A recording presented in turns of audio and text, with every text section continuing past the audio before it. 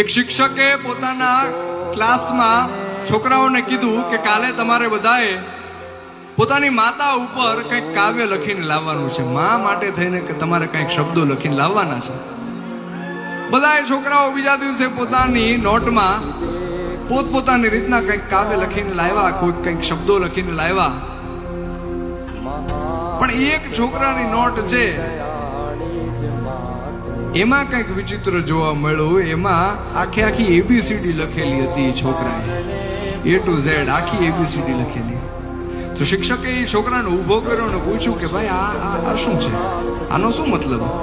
અને ત્યારે એ છોકરાએ જવાબ આપ્યો કે મને ભાષા શીખવાડનાર, મને બોલતા શીખવાડનાર મારી મા માટે થઈને હું શું લખી શકું, એટલે મેં આખી એબીસીડી લખી દીધી છે.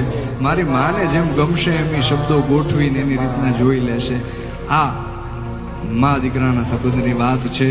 એ દલપતરામે પોતાના કાવ્યની અંદર લખી. કેવી રીતના કે હતો હું સુતો પારણે પુત્ર નાનો,